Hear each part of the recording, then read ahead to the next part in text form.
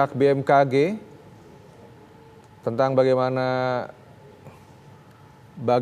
kondisi pasca gempa yang terjadi di sana, karena kita tahu juga pasca gempa 7,9 magnitudo yang terjadi di Maluku Tenggara ini ada beberapa gempa susulan yang terjadi tidak lama setelah gempa besar terjadi. Ini adalah sejumlah lokasi terjadinya gempa, yakni 7,25 lintang selatan, 130,18 bujur timur dengan kedalaman 131 km. Sementara untuk jarak gempa ini, yakni pusat gempa berada di 148 km barat laut Maluku Tenggara Barat. Dan akibat gempa yang cukup besar ini, 7,9 magnitudo, BMKG telah mengeluarkan peringatan potensi tsunami.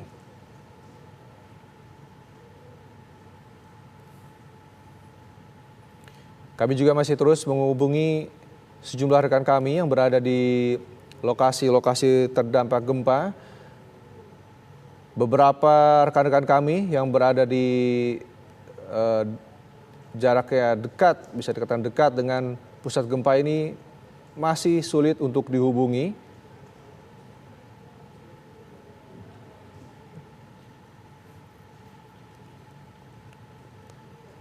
Dan pemirsa sudah bergabung bersama kami. Kami juga akan mencoba menghubungi Ibu Dwi Korita Karnawati, Kepala BMKG, tentang gempa yang terjadi ini.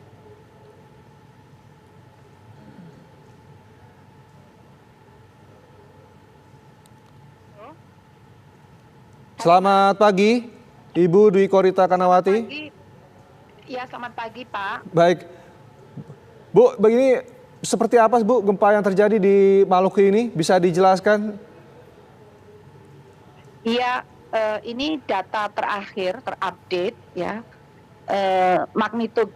Magnitudo gempa itu 7,9. Kemudian terjadi pada pukul 00:47 menit 34 detik waktu Indonesia Barat pada tanggal 10 Januari. Lokasinya ada di 7,25 derajat lintang selatan dan 130,18 bujur timur.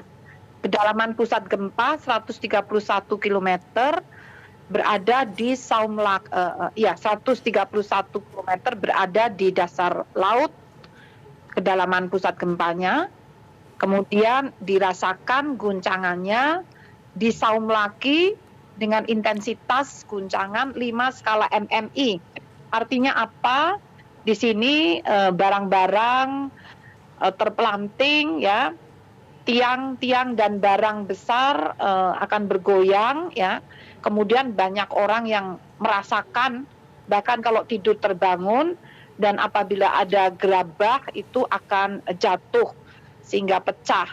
Itu kira-kira yang paling kuat di Saumlaki. Untuk wilayah lainnya intensitasnya lebih rendah, yaitu 4 skala MMI di Dobo dan Tiakur.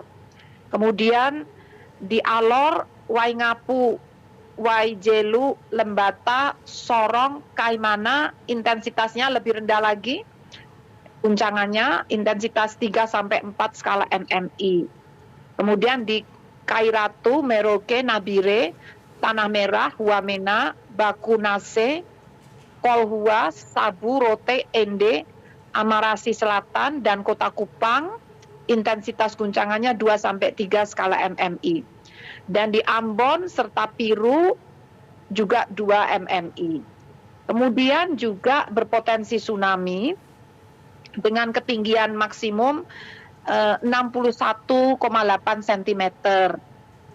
Dan waktu datangnya tsunami sudah terlewati ya. Sudah terlewati, dan di situ tidak tampak adanya anomali tinggi muka air laut. Karena 61 cm ini tidak begitu terlihat, tidak begitu tinggi. Namun kami masih belum mengakhiri peringatan dini tsunami karena menunggu SOP-nya adalah 2 jam setelah perkiraan waktu datangnya tsunami. Jadi sampai saat ini belum terdeteksi adanya perubahan tinggi muka air laut secara signifikan. Demikian. Baik Bu, terkait dengan potensi tsunami ini berarti dengan perkiraan tinggi tsunami sekitar 60 cm ini kemungkinan ini gelombang ini sudah terlewati gitu ya Bu? Menurut perhitungan kami sudah terlewati. Namun karena ada ketidakpastian dalam setiap perhitungan atau pemodelan, SOP-nya kami masih menunggu maksimum 2 jam lagi baru bisa memastikan peringatan dini tsunami dapat diakhiri. Karena tadi kami keluarkan peringatan dini tsunami. Begitu. Baik, lalu untuk laporan dari daerah masing-masing Bu, terutama wilayah yang dibilang waspada berstatus siaga tsunami ini, berarti sejauh ini belum ada laporan tentang kenaikan tinggi muka air di pantai ya Bu? Belum ada, jadi kami mendeteksi dengan alat yang terpasang di wilayah sana, termasuk di Ambon dan di sekitar lokasi pusat gempa. Dari sistem yang kami deteksi ini tidak terlihat kenaikan muka air laut, itu tidak terlihat di beberapa peralatan tersebut. Demikian. Baik. Namun begitu Bu, tetap himbauan apa Bu yang harus dilakukan untuk masyarakat, terutama dari wilayah-wilayah yang terdampak ini Bu, walaupun mungkin gempa atau tsunami ini sudah terlewati Bu? Iya, jadi kita mengatakan sudah terlewati, itu kan berdasarkan perhitungan matematika dengan pemodelan. Nah, setiap pemodelan ada asumsi, ada ketidakpastian. Sehingga untuk mencegah kekeliruan atau karena ketidakpastian itu, kami SOP-nya harus menunggu 2 jam, sehingga kami menghimbau masyarakat sekitar agar menjauh dari pantai, dari tepi pantai, tepi laut, sampai 2 jam ini jangan mendekat tepi pantai. Meskipun perhitungannya itu sudah selesai, tapi berbagai kemungkinan bisa terjadi di luar perhitungan, sehingga untuk sementara jangan mendekat ke pantai dulu selama kurang lebih 2 jam ke depan. Dan semoga tidak ada yang mendekat ke pantai, semoga, karena ini kan masih tengah malam, dini hari ya, seperti itu. Baik, kita harapkan bersama Demikian. Tidak sampai terjadi atau tidak ada tsunami yang sampai ke wilayah pantai. Tapi Bu, ini kita ingin mengupdate juga mengenai gempa susulan. Kabarnya juga yang masih terus terjadi Bu hingga saat ini. Apakah benar Bu? Iya. Jadi ada beberapa gempa susulan ini memang paling tidak tadi kami mencatat sebentar sekali atau 2 kali ini sebentar. Ini gempa susulannya. Mohon maaf, ini 5,6 sebentar. Jadi minimal ini 5,5 5,5 sekali, minimal itu tercatat baru sekali, karena di dalam pusat gempanya. Jadi karena pusat gempanya dalam, dan itulah wajar bila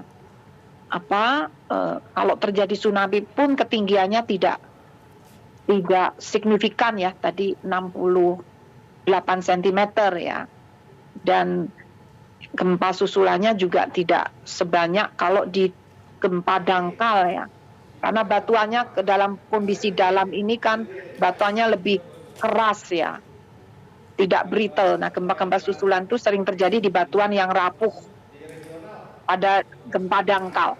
Demikian. Baik, Bu, kita kembali ke yang potensi tsunami tadi. Bu, ini wilayah-wilayah pantai mana saja sih Bu dari perkiraan yang harus diwaspadai dengan potensi tsunami ini? Di sini sebentar. ada beberapa pantai ya, antara lain di Ambon ini yang potensi tertinggi yang tadi 68 ya, tadi 61, 62 lah, 62 cm itu di Ambon. Kemudian di Saum Laki itu ketinggiannya hanya sekitar 43 cm. Nah, yang lain di Rote, Bitung, juga di Waikelo, di Lembar, di Muncar ya. Seperti itu. Ini tidak signifikan ketinggiannya. Tapi secara matematik bisa terhitung. Jadi ketinggiannya hanya sekitar 11 cm ya. Ada yang ketinggiannya hanya 5 cm ya. Ada yang hanya 2 cm. Seperti itu. Jadi yang paling perlu diwaspadai yang ada di Ambon. Itu yang 62 cm. Itu. Namun sudah secara matematik sudah lewat. Gitu. Baik. Kita tunggu beberapa waktu lagi. Demikian.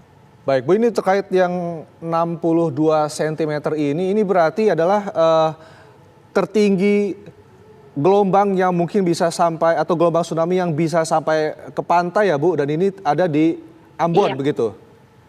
Di Ambon, ya. Betul. Nah, dan itu secara perhitungan sudah lewat, sudah sampai harusnya.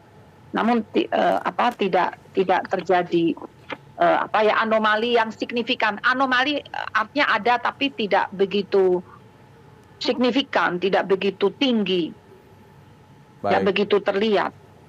Dan sejauh ini untuk dari Ambon sendiri tidak ada laporan apapun ya, Bu, mengenai tsunami ini? Belum. Kami ada kantor di sana juga ya, tapi tidak ada laporan yang mengkhawatirkan, belum ada.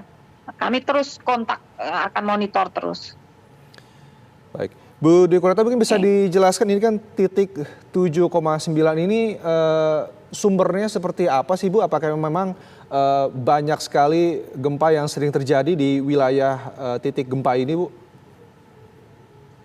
Iya, jadi di wilayah Indonesia, terutama di berbagai wilayah ya, termasuk di zona Laut Banda ini. Maaf, sebentar saya buka gambarnya dulu. Sebentar ya, info.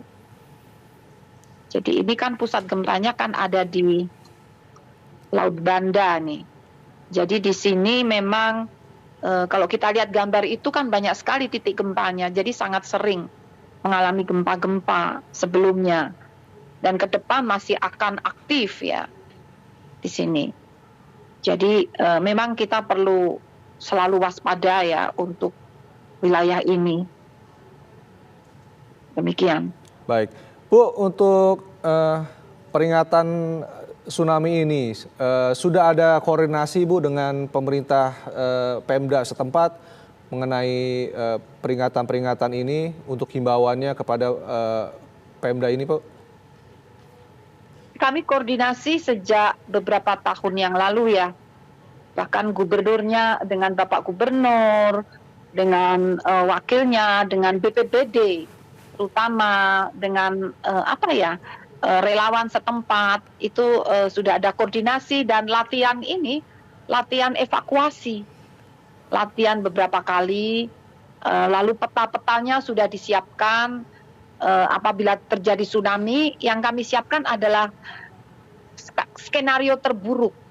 Jadi kemungkinan terburuk bila terjadi tsunami itu ketinggiannya bisa lebih dari 3 meter ya.